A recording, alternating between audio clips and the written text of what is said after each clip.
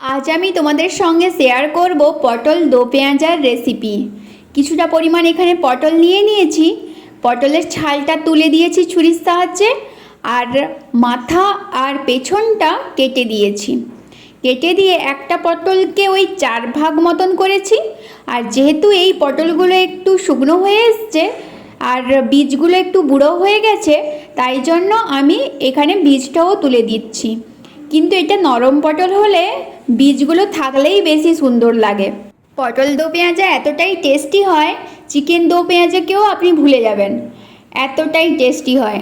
আর এটা সাধারণত অনেক বিয়ে বাড়িতে এই রেসিপিটা করে, বেশ খুব ভালো লাগে আমার। আর এই পটলটা একটু ভালো ছিল, তো তাই জন্য তার বীজটা আমি রেখে দিয়েছি। আর এখানে আলু নিয়ে নিয়েছি, আলুগুলোকে পাতলা পাতলা আর লম্বা লম্বা করে এইভাবে কেটে নিতে হবে। আর এখানে কিছুটা পটল দো পেঁয়াজের জন্য কিছুটা মশলাপাতি কেটেছি। এই যে কুচি করে পেঁয়াজ কেটেছি, আদা রসুন এটা পেস্ট করব, আর টমেটোটা এইভাবে কেটেছি একটু বড় বড় করে। কিছুটা পরিমাণ কাঁচা লঙ্কা কুচিয়ে নিয়েছি, আর কিছুটা পরিমাণ পেঁয়াজ ওই চিলি চিকেনের পেঁয়াজের মতন একটু বড় বড় করে কেটে নিয়েছি। পটল আর আলুকে আমি ভালো করে ধুয়ে এখন আমি লবণ আর হলুদ মাখিয়ে কিছুটা সময় ওই 30 মিনিট মতো রেখে দেব। তাহলে পটলের মধ্যে আলুর মধ্যে ভালো করে লবণ হলুদটা ভালো করে ঢুকে যাবে, তাহলে বেশ জিনিসটা ভালো হবে। একবার বাড়িতে বানান, দেখবেন খুবই সুন্দর আর খুবই ইজি রেসিপি, খুব কম সময়ই লাগে। আধ ঘন্টার পরে এইরকমভাবে মানে একটু জল বেরিয়ে আসবে, দেখবেন। এখন আমি কড়াইতে একটু তেল দিয়ে দিয়েছি, একটু বেশিই তেল দিতে হবে। পটলের তরকারি মানে একটু বেশিই কিন্তু তেল লাগে। আর পটল এঁচোড় এইসব জিনিসে না একটু বেশি তেল দিলে তবে খেতে ভালো লাগে, না হলে কিন্তু ভালো লাগে না। কিন্তু এই রেসিপিটা অ্যাকচুয়ালি আমি একটা বিয়ে বাড়িতে খেয়েছিলাম, আর ওখানে আমি দেখেছি যে পটলটাকে পুরো একদম চুবো তেলে একদম ভাজছে, পটল আলু সবকে একদম ছেঁকে নিচ্ছে। তো সেইভাবে তো আর ঘরে করা যাবে না, তো একটু মোটামুটি দিচ্ছি। তাও পটলটা যেন এমনভাবে ভাজতে হবে যেন পটলটা 80% তেলেই সিদ্ধ হয়ে যায়। এইভাবে মোটামুটি ভেজে নিচ্ছি, কিন্তু গা যেন না কালো হয়, মানে একটু লো ফ্লেমে ভাজতে হবে। এখন আমি পটলটা ভাজতে ভাজতে এখানে আমি আদা রসুনের পেস্ট করে নিচ্ছি। যেহেতু পরিমাণটা কম, তাই জন্য আমি একসঙ্গেই পেস্ট করছি, না হলে আপনারা আলাদা আলাদা করলে কিন্তু বেশি টেস্টি হয়। এখানে আমি এই দুটো শুকনো লঙ্কাও নিয়ে নেব ঝালের জন্য, দিয়ে একটা পেস্ট বানিয়ে নেব। এখন বাচ্চারা খেলে কিন্তু ঝালটা স্কিপ করে যেতেই পারেন। পেস্টটা ঠিক এইভাবেই করতে হবে, মানে একদম গলে গেলে জিনিসটা ভালো হবে না। পটলগুলো কিন্তু খুব ভালোভাবে ভাজা হয়ে গেছে, এখন আমি পটলগুলোকে কিন্তু তুলে নেব।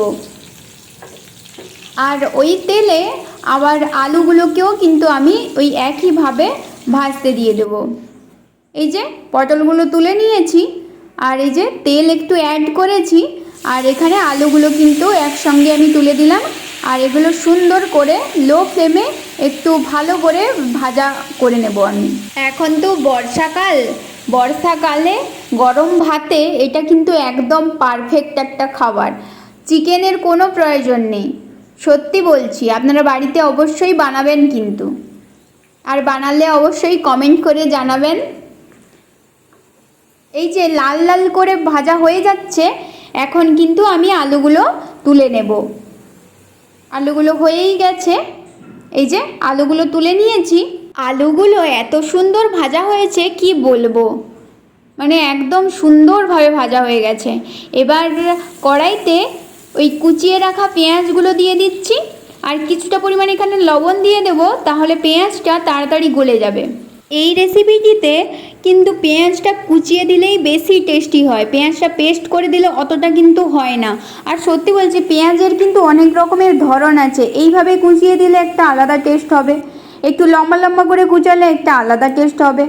চিলি চিকেনের যেরকমভাবে একটু বড় বড় করে পেঁয়াজগুলোকে কাটা হয়, সেইভাবে করলে একটা আলাদা টেস্ট হবে।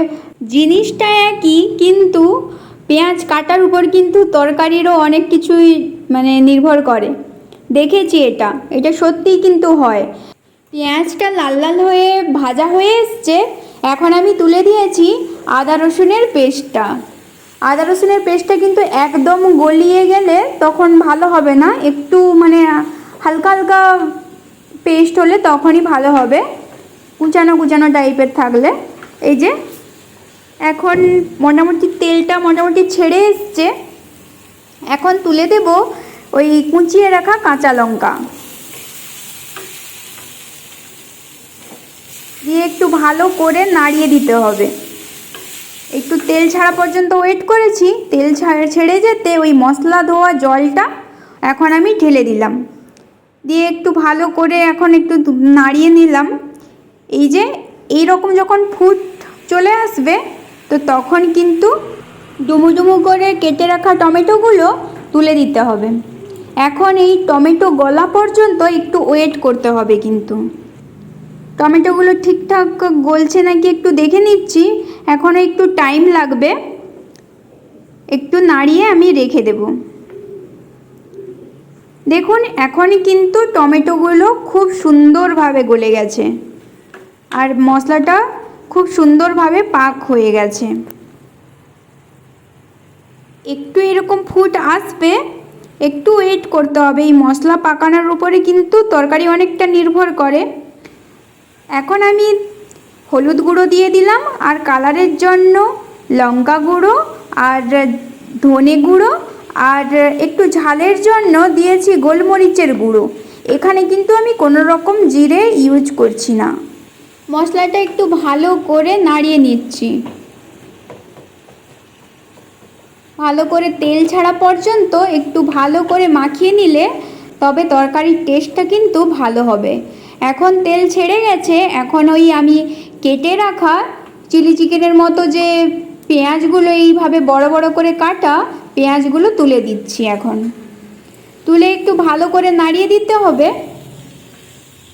সামান্য আমি এখানে একটু লবণও অ্যাড করেছি, যেটা আমি আপনাদেরকে দেখাতে ভুলে গেছি।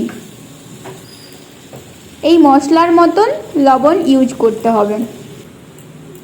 এখন একটু ভালোভাবে মাখানো হয়ে গেছে মশলার সাথে পেঁয়াজটা। এখন আমি তুলে দেব ওই ভেজে রাখা পটল আর আলু একসঙ্গেই তুলে দেব।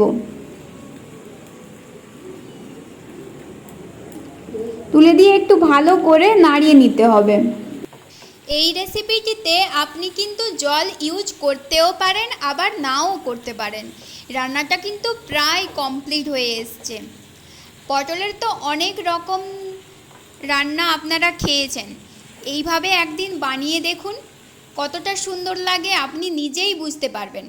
আমার রান্নার ভিডিওগুলো যদি আপনাদের ভালো লেগে থাকে তাহলে অবশ্যই একটা লাইক করে দেবেন, আর কমেন্ট করে জানাতে পারেন ভালো লাগলো খারাপ লাগলো, কিছু তো লাগবে। আপনারা কমেন্ট করে কিন্তু সেটা জানাতেই পারেন। আর পাশে থাকুন, আমার চ্যানেলটিকে সাবস্ক্রাইব করুন। যদি খুব ভালো লেগে থাকে তাহলে বন্ধুদের সঙ্গে শেয়ারও করতে পারেন। আমি এখানে সামান্য একটু জল দিয়ে ফুটিয়েছিলাম, তারপরে এই যে মাখো মাখো হয়ে গেছে, তুলে নিয়েছি। এখন আমাদের পটল দো পেঁয়াজা কিন্তু একদম রেডি। কথায় আছে স্বাস্থ্যই সম্পদ। তাহলে যদি ভালো ভালো আপনি রান্নাবান্না করে খান আর সবাইকে খাওয়ান, তাহলে আপনার মন ভালো থাকবে, আপনার স্বাস্থ্য ভালো থাকবে, আর আপনি তখনই সবাইকে ভালো রাখতে পারবেন। আপনি নিজে অসুস্থ হলে কিন্তু কাউকে ভালো রাখা যায় না। আজকের ভিডিওটা তাহলে এখানেই শেষ করছি। দেখা হচ্ছে আবারও একটা কোনো ভিডিওতে। তত সময় ভালো থাকুন, সবাইকে ভালো রাখুন। টাটা।